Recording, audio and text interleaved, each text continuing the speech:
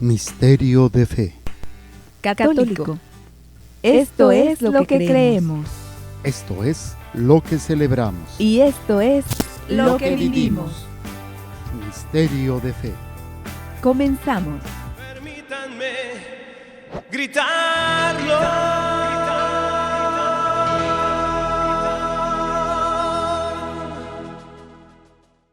¿Qué tal, amigos? ¿Cómo están? Sean bienvenidos a su programa Misterio de Fe. En este día continuamos, como todos los días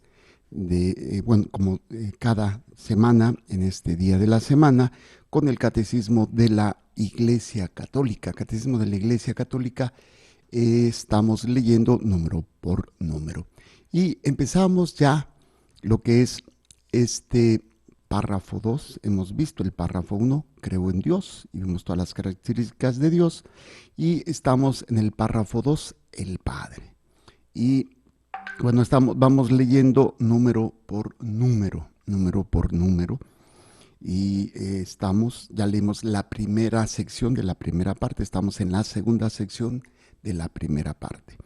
Y estamos analizando ahorita lo que es el número 232, 33 y el último que vimos es el 234. Y vamos a ver el 235. Déjenme leerles los números anteriores nada más para ubicarnos. Bueno, yo soy su amigo y servidor, Padre Jorge Zárraga, misionero de Jesús y de María.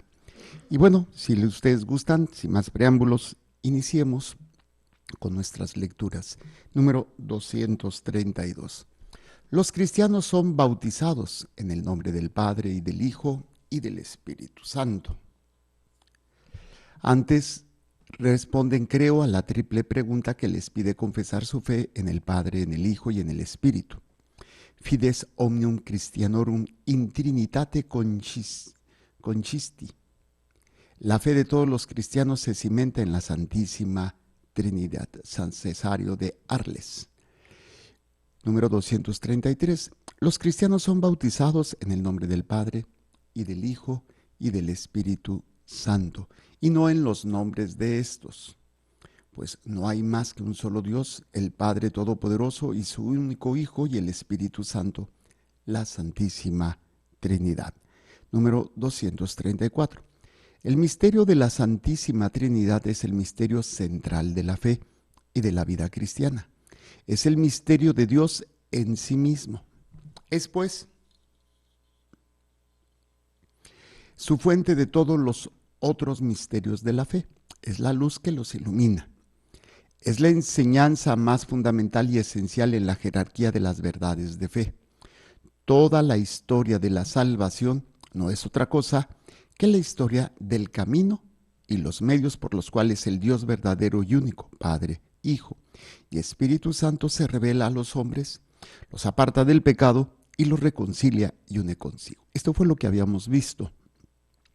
Y decíamos, haciendo esa comparación de un árbol gigante, que es un solo tronco grande, y que esa es la Santísima Trinidad, y luego vienen los demás misterios, los misterios de Dios Padre, sale de ahí, los misterios de Dios Hijo, otro tronco que sale de la base, y los misterios de Dios Espíritu Santo, y luego como arriba se van entrelazando y hasta se unen y se fusionan. Si hablamos de la Eucaristía, pues tiene que estar el Espíritu Santo y el Padre. Si hablamos de la Virgen María, tiene que estar el Padre, el Hijo y el Espíritu Santo relacionados. Si hablamos del misterio de la Iglesia, los sacramentos, la resurrección, todo tiene como fundamento la Trinidad. Y en base a la Trinidad es como podemos entender estas ramas, es como podemos visualizar, más o menos como son misterios, no los podemos desenvolver o desenterrar o descubrir todo porque es un misterio, y para nuestra humana capacidad pues tenemos algunas visiones, algunos entendimientos que gracias a Dios a lo largo de todos estos siglos se ha ido profundizando, gracias a grandes santos, grandes místicos, a las enseñanzas de la Iglesia, al magisterio de la Iglesia y a la misma revelación en la palabra de Dios y en la tradición que nos va revelando, nos va mostrando, nos va hablando, pues esta experiencia de el Padre, el Hijo y el Espíritu Santo. Por eso dice que es la fuente de todos los otros misterios de la fe, es la luz que los ilumina. Si no hubiera Trinidad, pues no entenderíamos los demás misterios. Entendiendo o aceptando, conociendo que es la base fundamental de nuestra fe, pues podremos ir un poco profundizando en los demás misterios. Es la enseñanza más fundamental y esencial en la jerarquía de las verdades de fe. O sea, es el tronco por el cual nosotros sostenemos lo que creemos. Toda la historia de la salvación no es otra cosa que la historia del camino y los medios. O sea, toda la historia de la salvación no es otra cosa que la historia del camino, o sea, de la forma y de los medios por los cuales el Dios verdadero, que se ha manifestado Dios Padre, Dios Hijo, Dios Espíritu Santo, se revela a los hombres, recordando esta acción maravillosa que hemos ya en algunos programas hemos hablado como que es la revelación, ¿sí?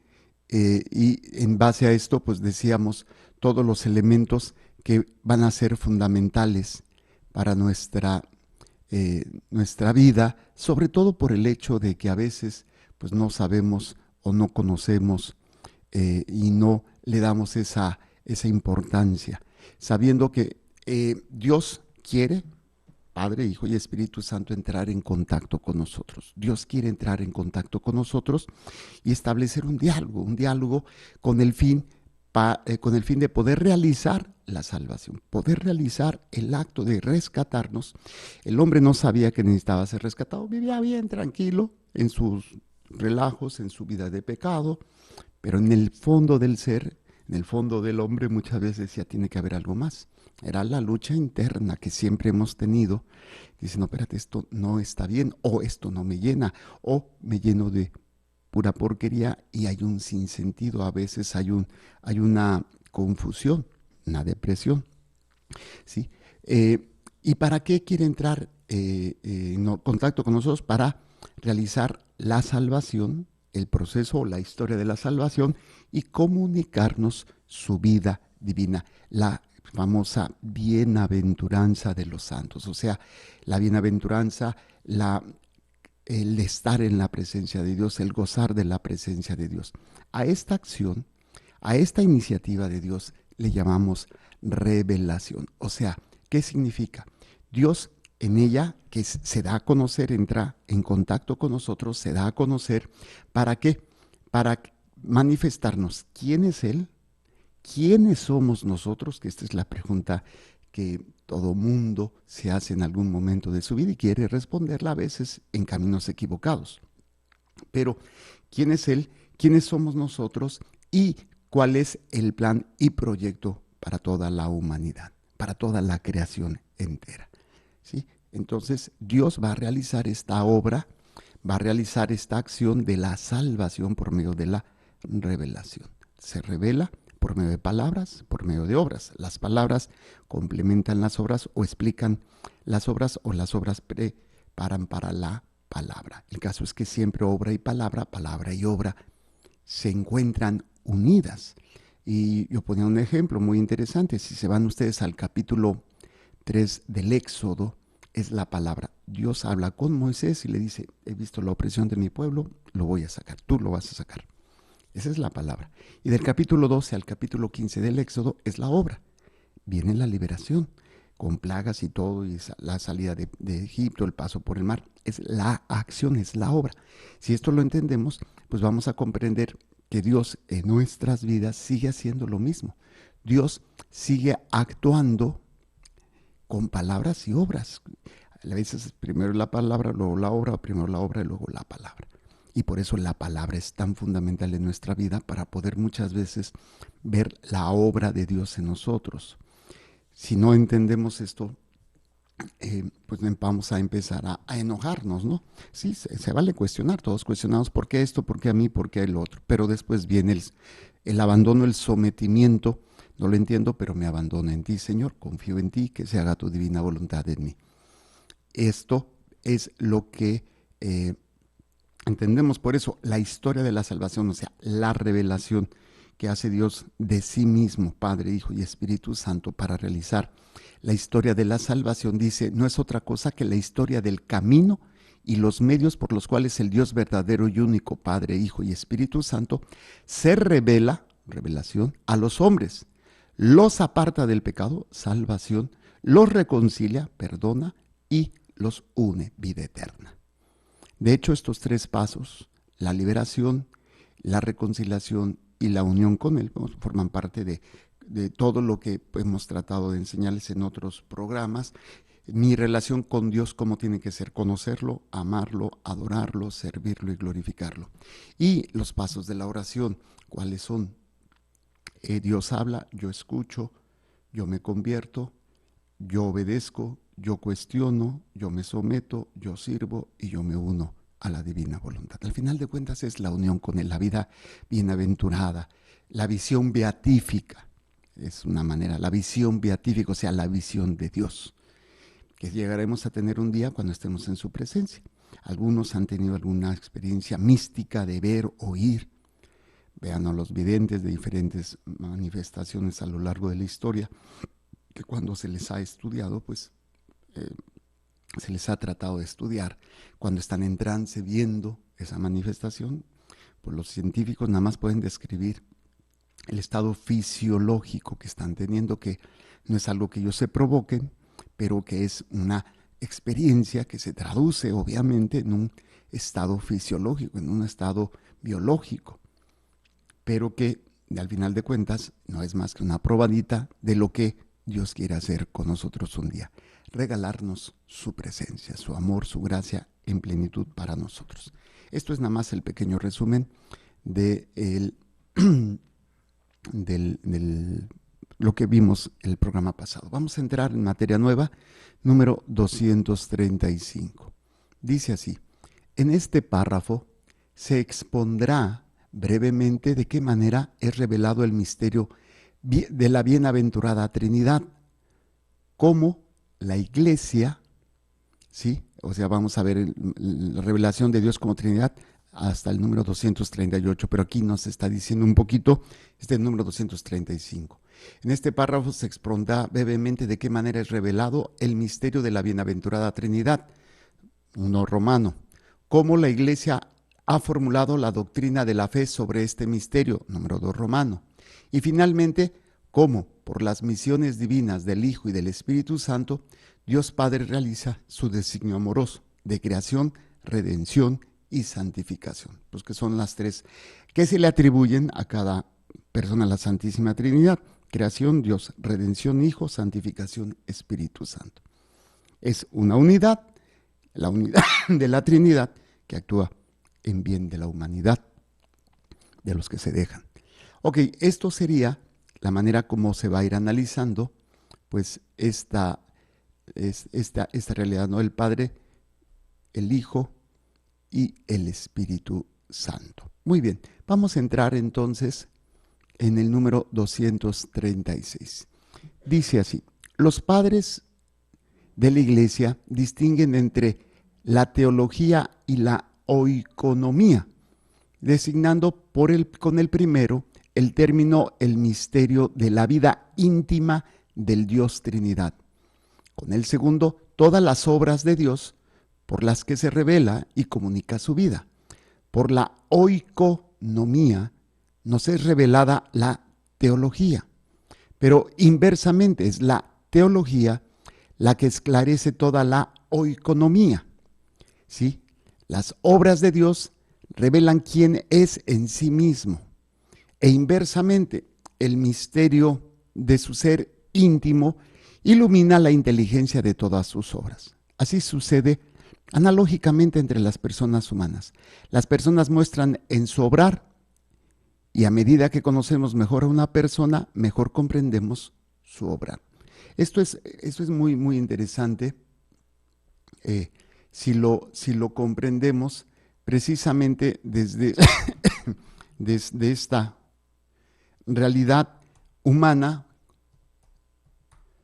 porque una de las cosas, por ejemplo, que hace la psicología es a través de tu conducta o a través de test, pueden entender cómo es pues esta realidad para todos aquellos que van a hacer su acción, ¿sí? De tratar de entender por qué tengo este vicio, por qué me comporto de esta manera, ¿no? ¿Sí? Y que de alguna forma va a ser una acción que puede ser entendida mejor cuando se conoce a la persona, y entre más se conoce a la persona, mejor se entienden el por qué está haciendo las cosas. Por eso, cuando entendemos este elemento, pues podemos entender precisamente cómo se hace esta comparación con nuestro Señor, con Dios, con la Santísima Trinidad. Por eso, entonces dice, los padres de la Iglesia distinguen entre teología y oikonomía, o economía, la economía de la salvación. Así se llama muchas veces a esta obra de Dios, la economía, o sea, cómo administrar, cómo se administra la acción de Dios para que seamos salvados, para que podamos vivir en esta acción de su misericordia y de su salvación, de la visión beatífica de Dios. Y me fui, fíjense, al diccionario etimológico, dice, los griegos llaman oikos a la casa, incluyendo todo su contenido, y a su administrador nemo. Así se formó okomos, que significa administración de la casa. Estos son los inicios de lo que después vendría a ser lo que conocemos como por economía. Pero antes, el economista francés Antonio de Montcharrin, en 1615 afirmaba que la ciencia de la administración de la riqueza era común al Estado y a la familia, por lo que para designarle se le debía decir economía política. Posteriormente, otro personaje divulga este término en Inglaterra, pero quien lo brindó un mayor aporte fue Adam Smith, la economía política. Bueno, de alguna manera esta idea de la economía, ¿sí?, que es al final de cuentas una forma, tiene leyes, tiene normas y costumbres para administrar los bienes de una casa o del Estado o de una empresa, ¿sí? El economista, también se les llama a veces administrador o el ecónomo. Por ejemplo, aquí en la diócesis tenemos el ecónomo de la diócesis, que se va a dedicar precisamente por medio de una serie de parámetros, de normas, de leyes, de costumbres, para administrar todo lo que se refiere a la cuestión económica, material de la diócesis. Si esto lo entendemos ahora con lo que estamos viendo y con lo que estamos tratando de entender de este número 236, ¿qué sería la economía de la salvación? La economía de la salvación es otra cosa más que todos los actos que Dios realice para administrarnos la vida de gracia, la salvación. Por eso, a través de la economía y la teología, son dos aspectos de un mismo Dios, lo que obra y la relación entre ellos. Por eso dice, los padres de la iglesia son aquellos personajes a lo largo de la historia que van a ser pues muy importantes porque van a aportar muchos de los aspectos teológicos de estudio, pastores que van a ser a lo largo de la iglesia, a lo largo de la historia de la iglesia, o escritores o místicos, ¿sí? Más o menos hablando de los primeros siglos de nuestra era, desde el siglo I hasta el siglo, no me acuerdo muy bien, sería séptimo, octavo de nuestra era, donde vamos a ir viendo de lo que es la ortodoxia, o sea, se van a ir estableciendo los dogmas, los principios de nuestra fe, ¿sí?, contra todos estos elementos que van a querer hablar. Entonces hablamos, por ejemplo, de padres apostólicos, padres apologistas, padres de la iglesia, los hay de Oriente, los hay de Occidente, ¿sí? Y bueno, hay una lista enorme que podríamos, por ejemplo, San Agustín de Hipona, Gregorio, el gran Gregorio Magno, Ambrosio, Jerónimo,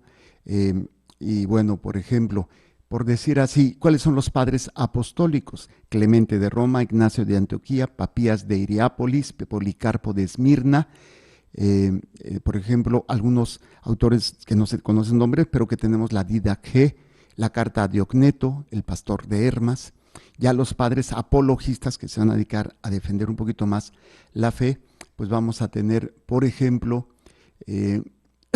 Justino Mártir, Ireneo de Lyon, Hipólito de Roma, Novaciano, Tertuliano, la escuela de Alejandría, Orígenes, Panteno, Cipriano de Cartago, Clemente de Alejandría, y bueno, así son algunos, luego los de Oriente y de Occidente, pues tenemos a Atanasio, Basilio el Grande, Gregorio Nacianceno, San Juan Crisóstomo, Ambrosio de Milán, Jerónimo de Estridón y Agustino, a eso ya los habíamos mencionado. Bueno, estos son algunos de estos personajes que nos menciona el Catecismo de la Iglesia Católica, los padres de la Iglesia en general.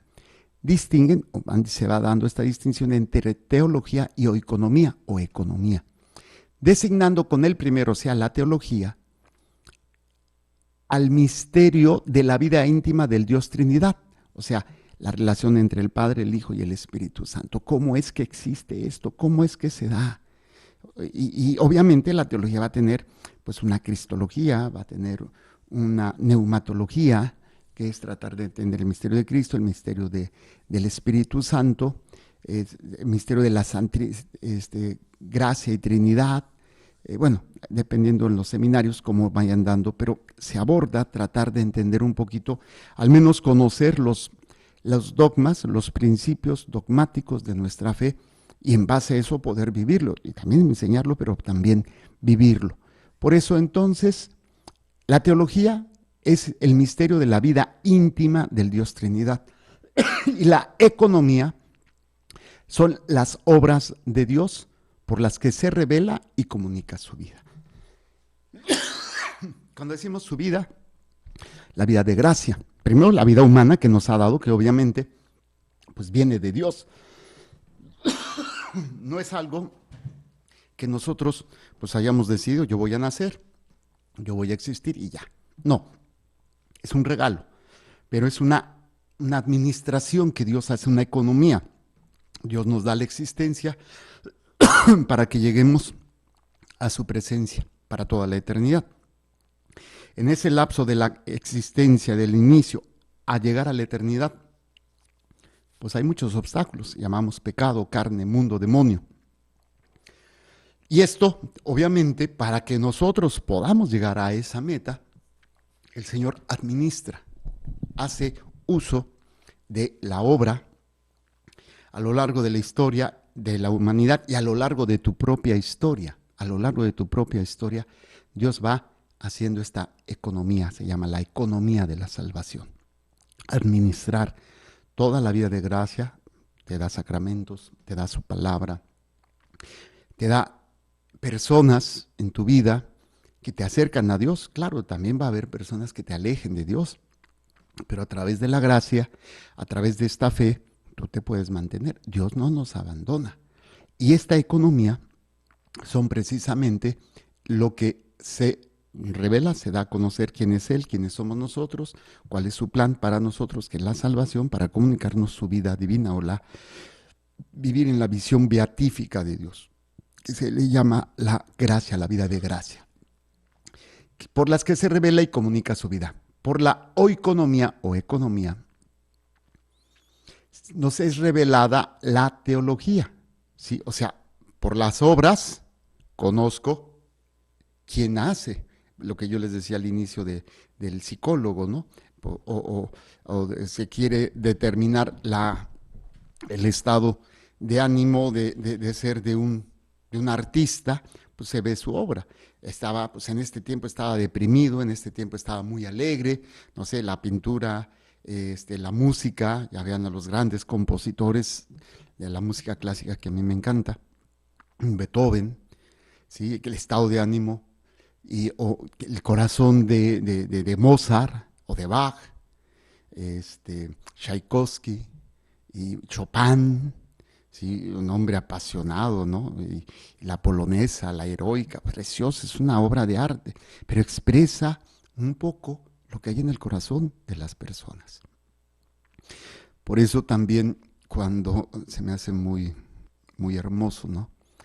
Que quién mejor entiende las obras y quién mejor entiende el corazón del hombre que Dios. Las obras que hacen el hombre cuando crucifican a Jesús, pues habla de que pues no tienen a Dios, lo básico, no tienen a Dios. Y Jesús en su infinito amor y misericordia, Padre, perdónales porque no saben lo que hacen. O sea, las obras no van de acuerdo a lo que ellos son, pero el pecado no los deja ver, no los deja entender.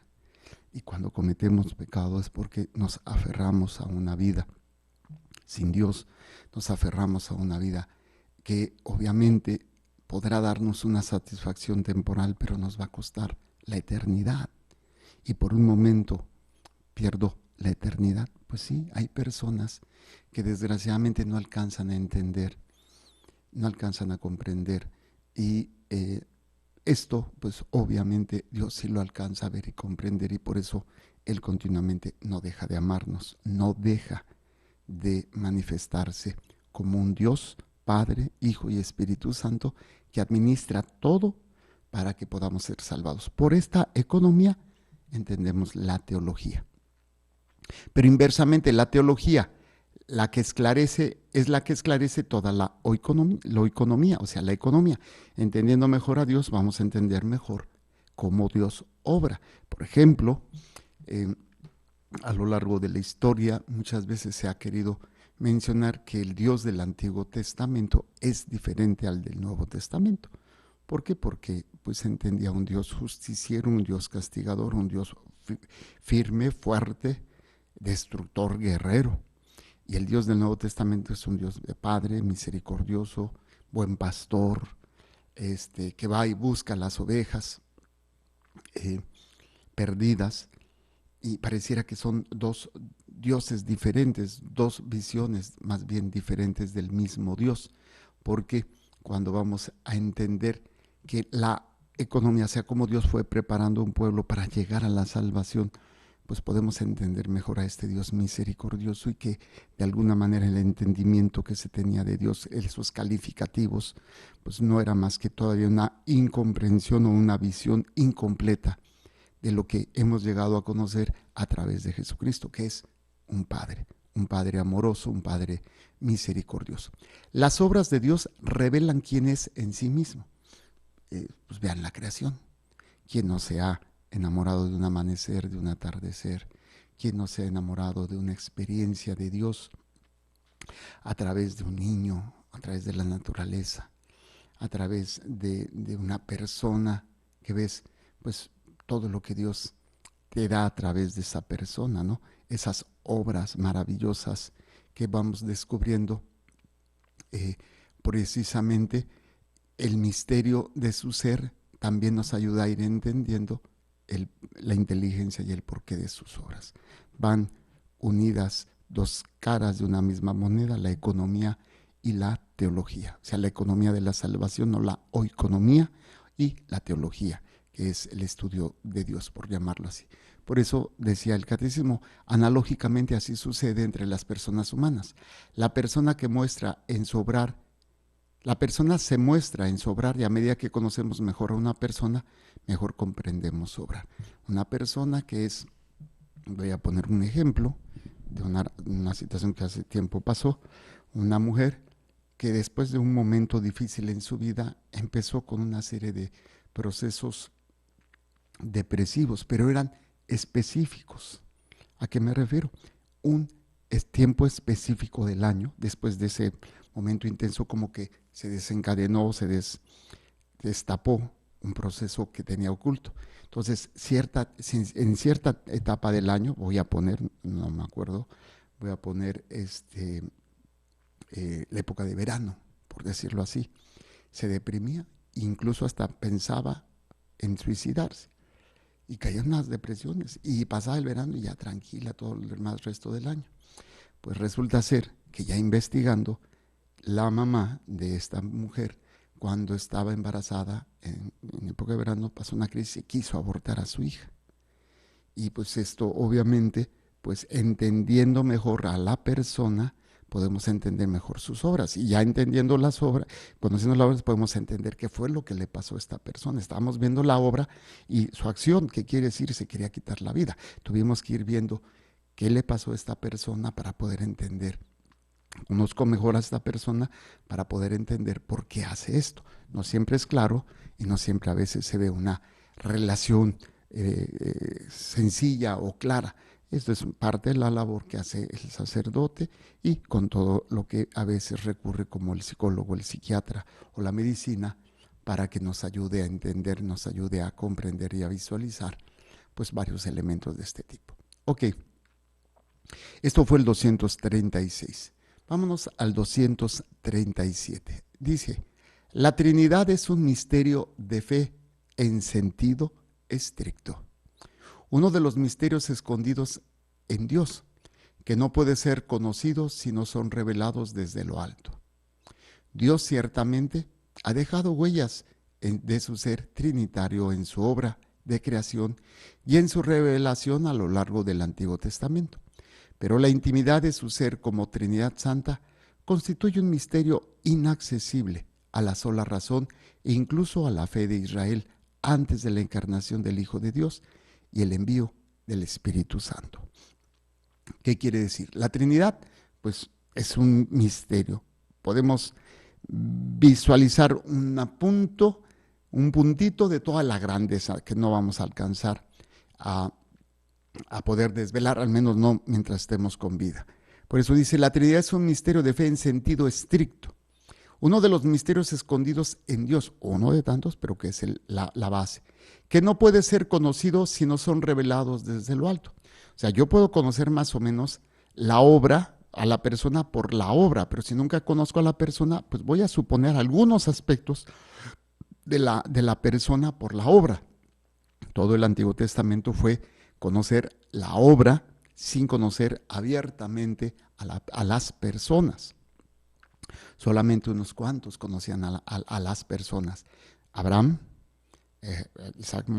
Jacob, Moisés, los profetas y algunos reyes, los jueces, que eran algunos de ellos que eran enviados por Dios.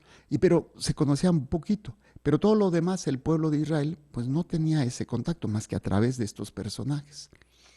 Y por eso muchas veces el pueblo pues hacía o entendía de una manera diferente esta relación con Dios. No lo alcanzaban a comprender, veían sus obras y decían, no, este es un Dios bien duro, mano, se enoja bien feo, nos está castigando. Como algunas personas que cuando tú las conoces, les ves la cara de riñón compungido, sargento mal pagado, ¿no? Así como, y dices, no, hombre, esta persona da miedo. Ya lo conoces o te empiezas a tratar y dices, no, esta persona es un pan de Dios, es noble, es buena gente, nada más que la cara, pues, como que no le ayuda, pero lo vas conociendo. Por eso, todo el Antiguo Testamento no es más las obras que revelación directa. Claro, sí la hay, pero repito, es en personajes individuales que van a transmitir, van a enseñar al pueblo. Por eso dice, Dios ciertamente ha dejado huella en su ser trinitario, en su obra de creación y en su revelación a lo largo del Antiguo Testamento. El Espíritu de Dios aleteaba sobre las aguas al inicio de la creación, en el Génesis, ¿no? Cuando, por ejemplo, en lo de algo que se puede entender ya mejor, por ejemplo, es cuando Abraham va a sacrificar a su hijo, o sea, la presencia del plan de Dios en la salvación del hombre a través del sacrificio de su propio hijo, cómo el Espíritu Santo actuaba en el Antiguo Testamento, en los profetas, en los reyes, en los jueces, cómo Dios hablaba directamente a veces con Abraham, con Moisés, con alguno de los profetas que salían huyendo, ¿no? Bueno, esta realidad es lo que se ve en el Antiguo Testamento, ¿sí? A lo largo del Antiguo Testamento, pero la intimidad de su ser como Trinidad Santa constituye un misterio inaccesible a la sola razón e incluso a la fe de Israel. O sea, ellos no entendían la Trinidad. Sabían que era un solo Dios y todo era Dios. Pero no con una persona o dos o tres personas, solamente una sola realidad que era Dios para el Antiguo Testamento. Y ya cuando por eso se revela Jesucristo como el Hijo único de Dios, es un escándalo tremendo para el pueblo judío, para los sacerdotes, los escribas, los ancianos, los doctores de la ley. Y este hombre está loco, pues ¿cómo? Tradiciones de más de 2000 años que se fue madurando, que hay un solo Dios, que es único y que no hay otro Dios fuera de él, que es un Dios creador, y que es un Dios celoso, que es un Dios justiciero, y de repente viene un hombre que se dice que es hijo de Dios, pues como que ¡bum!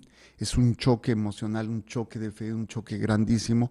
Por eso, una de las tantas causas por las cuales Jesús fue perseguido y fue asesinado, fue crucificado, porque el pueblo judío no podía entender que hubiera esto. ¿Qué es lo que viene a hacer Jesús? A revelarnos. Por eso, cuando dice, pero la intimidad de su ser como Trinidad Santa constituye un misterio inaccesible a la sola razón e incluso a la fe de Israel, antes de la encarnación del Hijo de Dios y el envío del Espíritu Santo, que es esa acción de la encarnación, nacimiento, vida, pasión, muerte, resurrección, ascensión, glorificación de nuestro Señor Jesucristo y la venida del Espíritu Santo. Antes de esto, pues era imposible que el pueblo de Israel pudiera entender este misterio, si Dios no lo hubiera revelado. Y es Jesús, por eso dice que es la plenitud de la revelación, donde nos revela que Él es el Hijo, nos revela que envía al Espíritu Santo y nos revela pues esta acción trinitaria, este misterio trinitario que tiene una acción trinitaria y que pues es lo que nosotros creemos, lo que nosotros vamos a ir viviendo, ir descubriendo las obras del Padre, las obras del Hijo, las obras del Espíritu Santo, que al final de cuentas es la obra de Dios. Creación, redención y santificación. Bueno, con esto terminaríamos el número 237 del Catecismo de la Iglesia Católica. El siguiente programa haremos el número 2 romano, la revelación de Dios como Trinidad, el Padre revelado por el Hijo. Que el Señor les bendiga y les proteja, haga resplandecer su rostro sobre ustedes y les conceda su favor. Que el Señor les mire con benevolencia y les conceda la paz. Amén. Jesús, que tu sangre pura y sana circule en estos cuerpos enfermos y que tu cuerpo puro y sano transforme estos cuerpos débiles y que una vida sana y vigorosa palpite dentro de ellos. Amén. Y la bendición de Dios Todopoderoso, Padre, Hijo y Espíritu Santo, descienda sobre ustedes y permanezca para siempre. Amén. Muchísimas gracias. Continúen con nuestra programación. Recuerden, Dios es amor y te ama. Creer, celebrar y vivir tu fe es el reto de hoy. Misterio de fe.